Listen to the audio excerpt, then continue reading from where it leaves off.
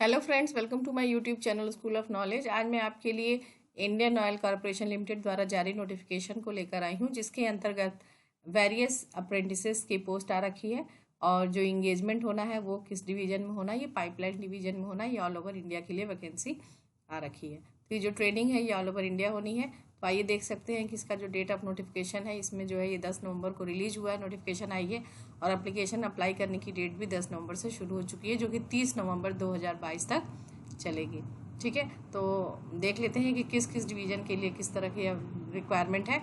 तो पहला जो स्टेट है ये वेस्ट बंगाल के लिए है और ये पाइपलाइन डिवीज़न में है। तो इसमें जो अप्रेंटिसशिप के लिए जैसे मैकेनिकल की के लिए ट्रेड है, इलेक्ट्रिकल ट्रेड है, T&I, human resource, accounts and data entry operator की है। तो इस तरह से आप देख सकते हैं कि सीट्स का डिस्ट्रीब्यूशन दे रखा है। टोटल 45 सीट्स हैं।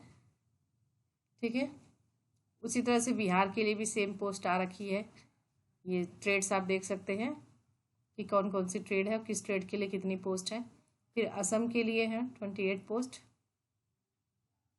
ट्रेड लगभग सब में कॉमन ही है, बस सीट्स की संख्या थोड़ी बहुत ऊपर नीचे हो रखी है। ये यूपी के लिए है। फिर अब आप बात करते हैं नॉर्दर्न रीजन में, तो हरियाणा के लिए आप देख सकते हैं टोटल ट्रेड्स हर किस किस फील्ड में है। पंजाब के लिए है, ये दिल्ली के लिए दे रखा है टोटल। फिर यूपी को दे रखा है 24 सीट्स, यहाँ भी है मैकेनिकल। यूपी का पता नहीं कैसे दो दो जगह दे रखा है। ठीक है, यहाँ भी डाल रखा है असम का, और फिर यहाँ भी दे रखा है, यूपी का भी दे रखा है। खैर, जब आप फॉर्म भरेंगे तो उसमें दिख जाएगा। और ये सारी चीज़ें हैं। उसका साउथ ईस्टर्न रीजन में भी है, उड़ीसा में, छत्तीसगढ़ के लिए, झारखंड में, तमिलनाडु में, कर्नाटका में, गुजरात में, राजस्थान में। इस तरह से करके टोटल जो रिक्वायरमेंट आ रखी है ट्रेनिंग के लिए वो 465 वैकेंसी आ रखी है। ठीक है, तो आइए देख लेते हैं कि क्या एसेंशियल क्वालिफिकेशन है इसके लिए। तो जैसा मैंने पहले ही बताया कि जो फॉर्म को भरने की शुरुआत हो चुकी है 10 नवंबर से, और 30 नवंबर 2022 तक आप इस फॉर्म को फिल कर सकते हैं। और उसी हिसाब से इसमें रिजर्वेशन कैटेगरी भी है। तो यदि हम ट्रेड की बात करते हैं, जो पहला ट्रेड है टेक्नीशियन अप्रेंटिस का या मैकेनिकल, जो ये मैकेनिकल के लिए इसमें क्या मांग रहा है कि 3 इयर्स या फिर 2 साल का through lateral entry after ITI of minimum 1 year duration. ठीक है, 3 साल का फुल टाइम डिप्लोमा होना चाहिए किसी भी स्ट्रीम में, कौन सा, या तो मैकेनिकल इंजीनियरिंग में या ऑटोमोबाइल इंजीनियरिंग में। कब? ITI के बाद। ठीक है, आपने किया हो 2 साल के बाद, अगर आपने ट्रेनिंग ली है ITI के बाद तो आप इसको अप्लाई कर सकते हैं।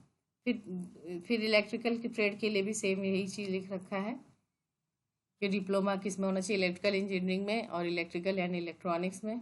वहीं इनके सब टेली कम्युनिकेशन में आप देख सकते हैं कि ये सारे स्ट्रीम्स हैं जिसमें इन्होंने मांगा है ITI डिग्री या फिर डिप्लोमा डिग्री मांग रखा है। फिर ट्रेड अप्रेंटिस के लिए भी फुल टाइम बैचलर ग्रेजुएशन होना चाहिए। ये HR के लिए है, असिस्टेंट ह्यूमन रिसोर्स, इसमें सिर्फ सिंपल ग्रेजुएट मांगा हुआ है। ठीक है, ग्रेजुएट फ्रॉम एनी यूनिवर्सिटी या इंस्टीट्यूट।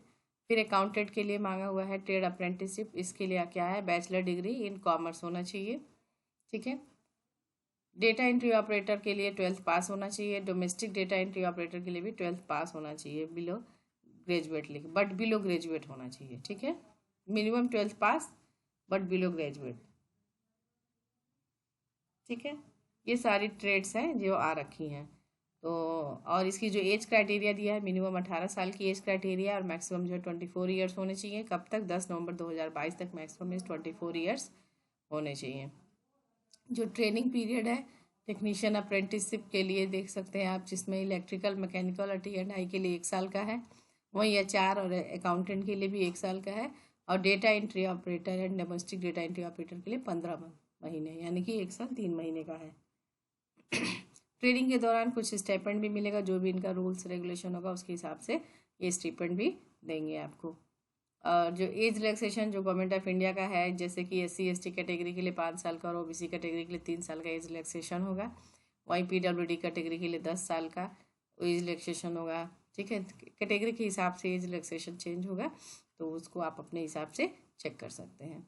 जो सिलेक्शन का क्राइटेरिया है वो रिटन टेस्ट के आधार पे होगा, जिसमें आपसे मल्टीपल चॉइस क्वेश्चंस पूछे जाएंगे। रिटन टेस्ट जो होगा, ठीक है, जिसमें से 100 क्वेश्चन पूछे जाएंगे, 100 मार्क्स के होंगे, यानी कि एक क्वेश्चन 1 मार्क्स का होगा और कोई भी निगेटिव मार्किंग नहीं होगी।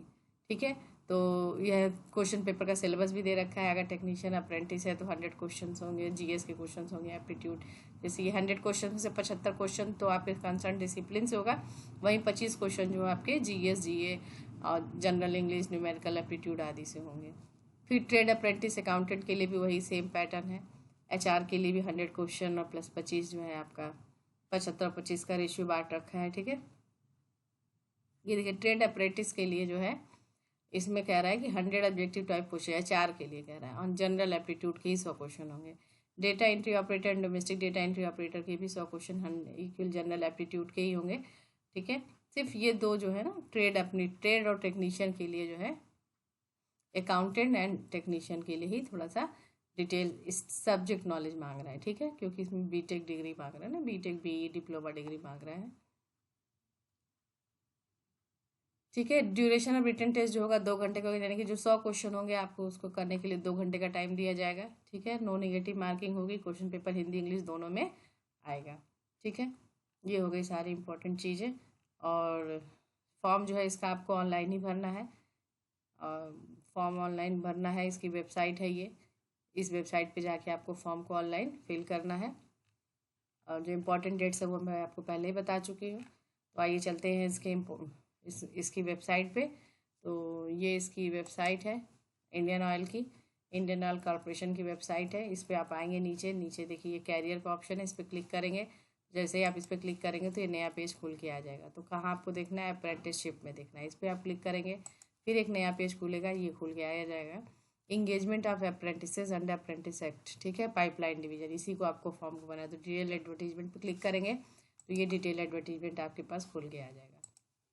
आपको क्या करना है, अप्लाई करना है, क्लिक हियर टू अप्लाई, इस पर क्लिक करिए, एक नया वेब पेज खुलेगा, फिर ये खुल के आ जाएगा पाइपलाइन के लिए, फिर यहाँ क्लिक करेंगे, फिर एक नया वेब पेज खुलेगा अप्रेंटिसशिप ओपनिंग, इस पर क्लिक करेंगे, फिर एक नया पेज खुलेगा जिस पे लिखा है engagement of apprentices in pipeline division, ठीक है। इस पर आप फिर से क्लिक करेंगे तो एक नया वेब पेज खुलेगा जो ये खुल के आ जाएगा।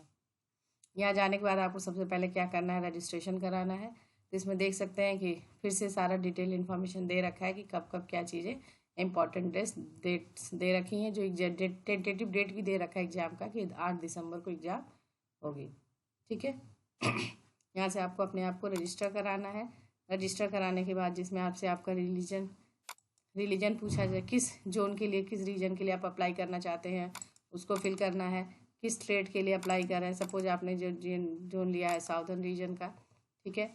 फिर ट्रेड अप्लाई फॉर, तो किस ट्रेड के लिए अप्लाई कर रहे हैं, तो मान लेते तमिलनाडु टेलीकॉम एंड इंस्ट्रूमेंटेशन के लिए।